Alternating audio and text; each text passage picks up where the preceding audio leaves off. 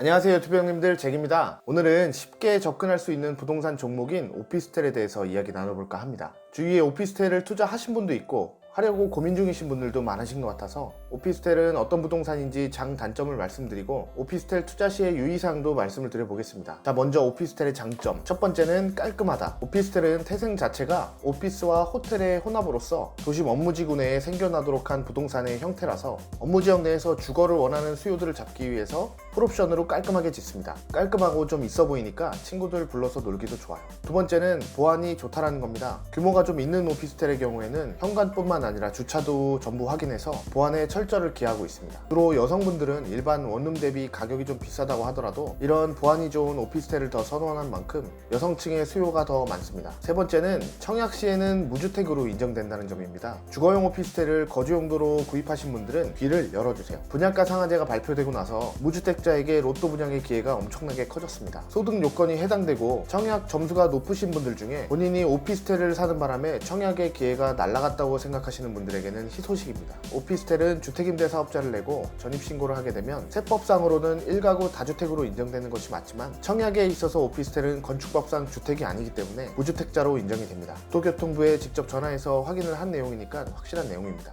네 번째 장점은 주택보다 대출이 조금 더 나온다는 점입니다. 오피스텔은 기본적으로 주택담보대출이 아니라 각 은행별로 정한 오피스텔에 대한 대출 비율을 적용해서 대출이 나옵니다. 현재 과밀억제권역이나 조정 대상 지역에서는 주택에 대한 대출은 적용을 받고 있습니다만 오피스텔은 대출의 규제를 받지 않고 있는 관계로 주택담보대출보다 대출은 조금 더 받을 수 있습니다. 자, 그럼 다음은 오피스텔의 단점입니다. 첫 번째는 취등록세가 비싸다는 점입니다. 주택의 경우에는 6억 이하까지는 취등록세가 1.1%예요. 오피스텔은 주거용이든 업무용이든 취등록세가 4.6%입니다. 2억 2천짜리 주거용 오피스텔을 사는 데는 취등록세가 1,000만원, 주택의 취등록세는 240만원이니까 매수자는 한 번쯤 고민해 볼 수밖에 없습니다. 오피스텔을 신규 취득하실 경우에는 임대사업자에 따른 할인 규정도 있고 일부 현장에서는 취등록세를 대납해주는 현장도 있어서 크게 고민이 없으실 수도 있지만요, 샀던 오피스텔을 다시 매도하실 때는 매수하시는 입장에서 취등록세를 고려할 수밖에 없기 때문에 매도 시에는 살짝 불리한 게 사실입니다. 두 번째는 관리비가 비싸다는 점입니다. 오피스텔의 기본 관리비는 평균적으로 10만원 내외가 많습니다. 관리비는 보통 임차인이 내기 때문에 상관이 없을 거라고 생각하시는 분들도 있는데요, 만약에 공실이 발생했다고 치면 이 관리비 10만원이 엄청나게 부담스럽습니다. 안 그래도 대출 끼고 월세 투자를 했는데 공실이 발생하면 대출 이자에 관리비까지 그때야 아차 싶은 경우가 있습니다. 세 번째는 주차가 좋지 못하다는 점입니다. 주차장법 시행령 별표 1에 5호에 보시면 주택 건설 기준 등에 관한 규정에 확인하라고 되어 있고, 주택 건설 기준 등에 관한 규정을 보시면 오피스텔은 75제곱미터당 한 대만 설치하면 됩니다. 개발업자들은 하나같이 어떻게 하면 주차를 적게 뽑고 최대한의 이윤을 낼까를 고민할 수밖에 없습니다. 이번에 엄청난 청약 경쟁률로 화제가 됐던 여의도 브라이튼 오피스텔입니다. 예전 MBC 자리에서 MBC가 상암으로 이사를 가고 그 자리에 새로 들어서는 오피스텔로 신규 분양권이니 주차를 신경 쓸 수밖에 없었겠죠. 그럼에도 불구하고 오피스텔 849세대에 주차는 533대, 결국 세대당 0.63대로 주차장이 세대당 한 대가 안 됩니다. 대부분의 오피스텔이 세대당 주차가 한 대 미만인 곳이 많습니다. 심지어는 그 한 대 미만의 주차도 차가 들어가서 직접 주차하는 자주식이 아닌 기계식으로 주차를 뽑는 것도 많으니 구매 시에는 유의하시기 바라겠습니다. 네 번째, 공급 과다가 될 가능성이 크다입니다. 여기는 연신내역 상업지역입니다. 네이버 지도 들어가셔서 지적 편집도라고 눌러보시면 토지 용도지역별 색깔이 표시가 됩니다. 저 분홍 색깔이 상업지역이라고 보시면 되는데 보통 오피스텔은 상업지역에 올라갑니다. 건폐율, 용적률이 높고 주차 기준이 작아서 거의 다 찾아먹을 수가 있거든요. 가끔 주차 때문에 준주거에도 올라가긴 합니다. 토지는 필지라는 말로 세는데요, 사과 한 개, 두 개 세는 것처럼 토지는 한 필지, 두 필지 이렇게 센다고 생각하시면 쉽습니다. 이렇게 기존 노후된 주택 이 지어져 있는 4개 필지만 철거해도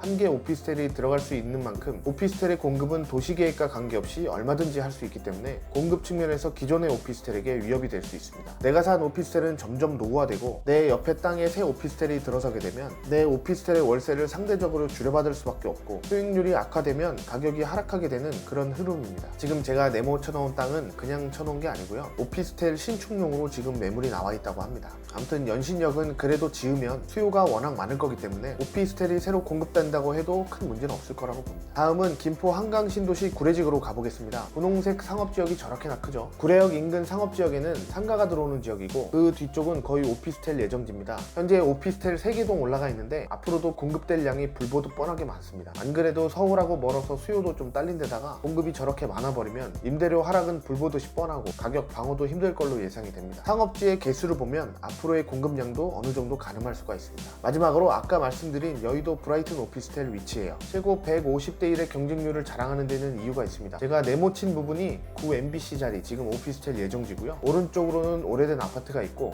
왼쪽으로는 업무용 빌딩들이 있습니다. 여의도 공작 아파트 등의 오래된 아파트는 재건축 이야기가 엄청 오래전부터 나오고는 있는데 진행이 더디고 다시 지어진다고 해도 아파트고요. 업무용 빌딩들은 당연히 오피스텔로 재건축될 일이 없습니다. 따라서 앞으로는 저 밑에 KBS 별관이 이사가는 것 같은 일이 또 생기지 않는 한 오피스텔의 추가 공급은 한정된다는 이점이 있기에 해당 오피스텔 경쟁률이 높았고 분양가가 비싸도 분양이 완판되는 효과를 보이지 않았나 싶습니다. 오피스텔을 사실 때는 꼭 추가 공급에 대한 가능성을 보고 구매를 하셔야 됩니다. 자, 이제 오피스텔 투자 시에 유의사항에 대해서 알아보겠습니다. 첫 번째는 주택 임대사업자와 일반 임대사업자를 잘 구분할 것입니다. 처음에 말씀드렸다시피 오피스텔은 청약 시에는 무주택으로 인정이 되지만 세법상으로는 주택수에 산정이 됩니다. 따라서 주택임대사업자 등록을 해서 주택수 산정에서 배제를 시키거나 업무용 오피스텔로 등록을 해서 주택이 아닌 상태로 만들어야 하는데요. 일반 임대사업자를 등록을 하게 되면 부가세를 환급을 받으실 수는 있지만 주거용으로 쓰시다가 나중에 전입신고를 하는 등의 문제가 발생하면 받았던 부가세를 환급하고 과태료랑 가산세를 모실 수도 있으니까요. 분양사무실에서 부가세 환급받아서 잔금 납부하라는 그런 감언이설에 속지 마시고요. 스스로 잘 판단하셔야 됩니다. 두 번째 유의사항은 주변 임대료를 반드시 재확인할 것입니다. 보통 분양하시는 분들이 이 오피스텔을 사게 되면 임대료를 얼마 정도 받을 거라고 얘기를 해주세요. 그 얘기만 믿고 바로 계약하는 경우가 다반사인데요. 나중에 들었던 임대료를 못 받게 될 경우가 발생하면 수익률에 큰 차질이 생깁니다. 오피스텔도 결국 주변의 원룸, 투룸의 임대 시세에 보조를 맞춰서 결정될 수밖에 없기 때문에 오피스텔 분양계약서에 사인하시기 전에 해당 지역을 한번 둘러보시면서 일반 원룸, 투룸에 대한 임대 시세도 한번 들어보시고 내가 저 오피스텔에 들어가서 살 거면 얼마 정도 임대료는 충분히 내고 살 수 있겠구나 예상을 한번 해보셔야 나중에 임대를 놓을 때 착오가 발생하지 않습니다. 세 번째 유의사항은 월세 투자용이라면 반드시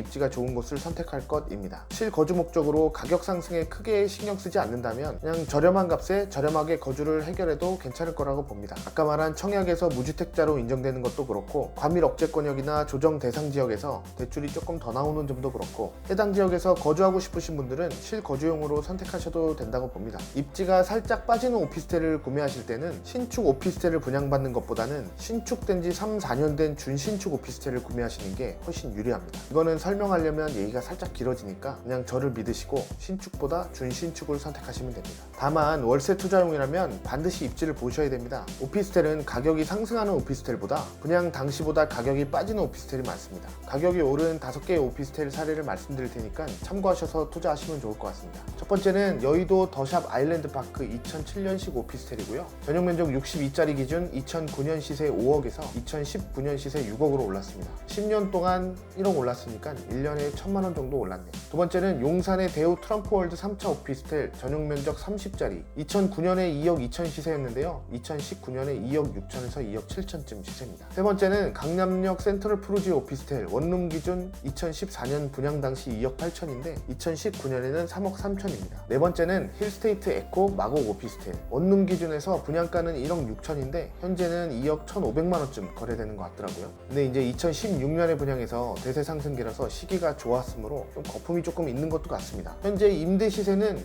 보증금 1,000만 원에 월세 60만 원 수준이라 월세 수익률은 맞지가 않습니다. 후속 오피스텔 분양가가 올라갔는데 분양이 계속 완판되면서 추격 매수가 있었던 덕에 좀 오른 것 같습니다. 나중에 LG 다 들어오고 나서 직장 수요가 몰리면 그때 다시 한번 판단해봐야 할 것 같은 지역입니다. 다섯 번째는 신공덕동 펜트하우스 105동 오피스텔입니다. 전용 면적 41짜리 기준 2013년에 시세가 2억 9천인데 2019년에는 시세가 3억 7천입니다. 월세는 보증금 1,000만 원에 월세 120만 원 수준이라 가격이 오른 것 대비 임대료도 살짝 올라와줘서 수익률은 4%대를 유지하고 있습니다. 자, 보신 것과 같이 오피스텔이라고 가격이 반드시 하락하는 것은 아닙니다. 입지가 좋은 곳의 오피스텔은 가격이 상승하는 오피스텔도 꽤 많습니다. 오피스텔 가치 상승분에 월세 수익까지 합산하면 부동산 투자 수익률이 꽤 괜찮을 걸로 예상이 되는데요. 오피스텔은 추가 공급량을 고려한 입지를 잘 선택해야 이렇게 가격이 오르는 오피스텔을 고를 수가 있습니다. 자, 오늘은 오피스텔의 장단점과 오피스텔 투자 시 유의사항에 대해서 알아보았습니다. 오늘 내용 유익하셨다면 구독과 좋아요 부탁드리고요. 오늘도 시청해주신 모든 분들 감사합니다. 행복한 하루 보내세요.